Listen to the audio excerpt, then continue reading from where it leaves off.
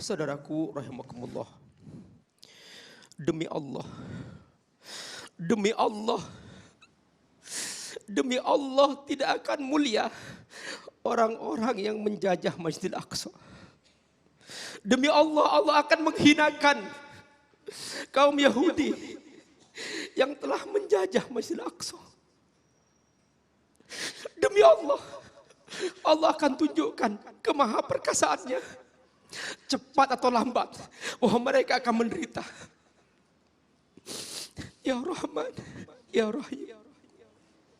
Allahumma anqidil Masjidil Aqsa min syarril Yahud. Allahumma innahumudz zalimun. Allahumma innahumudz zalimun. Ya Allah, hancurkan siapapun yang menghinakan masjid-Mu ya Allah. Hancurkan siapapun yang menghinakan Masjidil Aqsa ya Rabb. Ya Rabbal Alamin, Ya Rahman, Ya Rahim. Ya Allah, tunjukkan kemahaperkasaan-Mu. Hamba-Mu sedang bertahan di depan Masjidil Aqsa. Hamba-Mu siang malam di sana berkumpul. Dari sejak anak-anak sampai yang tertua, sampai nenek-nenek, kakek-kakek, mereka diam di sana. Mereka bertahan di sana untuk membela masjid-Mu. Di sini kami menengadah tangan kami ya Rabb kepadamu. Mohon Kau terima doa-doa kami ya Allah. Mohon Kau terima doa-doa kami ini ya Allah. Saudaraku dimanapun Anda berada, silakan Anda angkat tangan sekarang. Tunjukkan bahwa Anda mencintai Allah. Tunjukkan bahwa Anda mencintai Masjidil Aqsa. Tunjukkan bahwa Anda bersama saudara-saudara kita umat Islam yang sedang membela Masjidil Aqsa. Masjidil Aqsa bukan persoalan orang Palestina, bukan persoalan orang Arab. Masjidil Aqsa persoalan orang Islam. Ini akidah umat Islam, bahwa siapapun yang menghinakan Masjidil Aqsa, menghancurkan Masjidil Aqsa, Allah pasti akan menghancurkan mereka. Ya Rahman, Ya Rahim, Ya Hayyu Ya Qayyum, birahmatika nastaghits. Saudaraku rahimakumullah, inilah kekuatan doa. Mungkin kita tidak menyangka bahwa kita di sini seakan tidak berbuat apa-apa. Tapi doa-doa kita akan menjadi kekuatan yang akan menurunkan pertolongan Allah Subhanahu wa taala. Karenanya jangan malas berdoa. Jangan seperti orang yang tidak butuh Allah. Bangunlah di tengah malam, basahkan wajahmu dengan air wudhu itu, bersujudlah kepada Allah. Demi Allah, bisikan saudara-saudaraku, bisikan Anda dimanapun Anda berada, menengadah kepada Allah di tengah malam, itu akan menjadi solusi bagi Masjidil Aqsa. Ini panggilan Allah. Masjidil Aqsa memanggil kita agar kita berdoa di sini, agar kita bermunajat di sini. Masjidil Aqsa ujian bagi kita. Benarkah kita masih punya iman? Allah bisa dengan cara Allah bebaskan Masjidil Aqsa. Allah bisa. Allah bisa seketika balik bumi Yahudi itu. Allah bisa. Tapi mengapa masih Allah Subhanahu wa taala biarkan? Supaya terbukti siapa di antara yang mengaku umat ini masih punya iman. Siapa di antara umat ini yang masih punya sikap.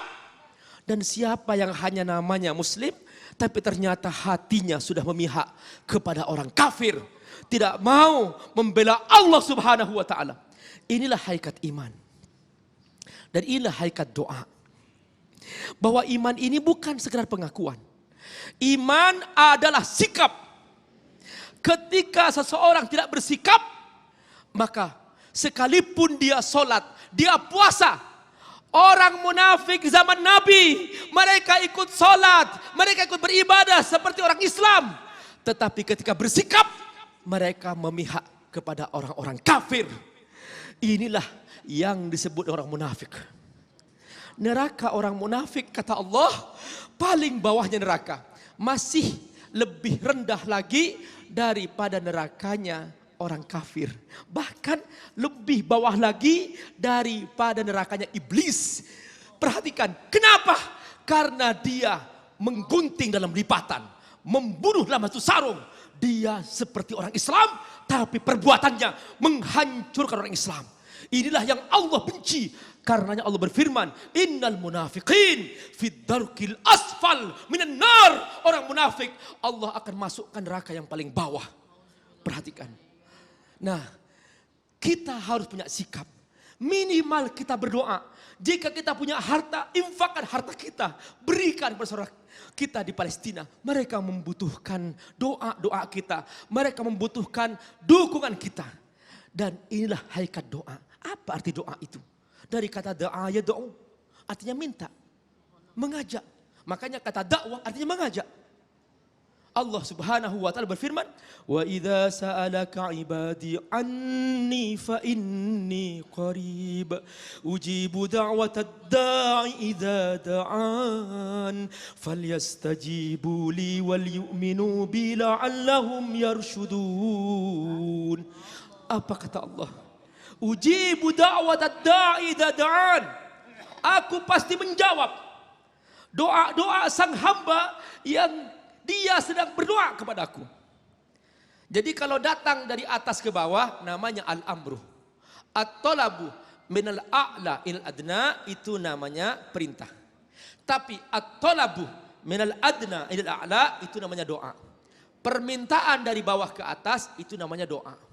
Karena kita di bawah, Allah Maha Tinggi, maka kita meminta kepada Allah. Dan ini namanya doa.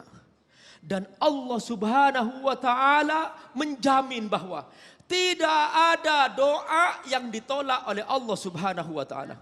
Ud'uni astajib lakum. Mintalah kepadaku. Aku pasti akan menjawabnya. Ini bedanya Allah dengan makhluk. Kalau makhluk dia senang kalau punya anak mandiri, tidak pernah minta. Seorang ibu cerita, anakku yang pertama aku senang banget.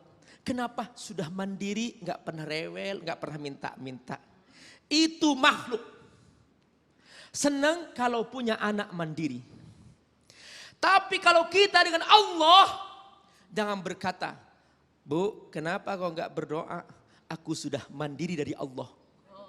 Ini namanya sombong. Karenanya Nabi bersabda, "Malam yas'alillah yaghdab alaihi." Siapa yang tidak mau minta kepada Allah, Allah murka kepadanya. Jadi Allah semakin diminta semakin senang. Tapi makhluk semakin diminta semakin kesel.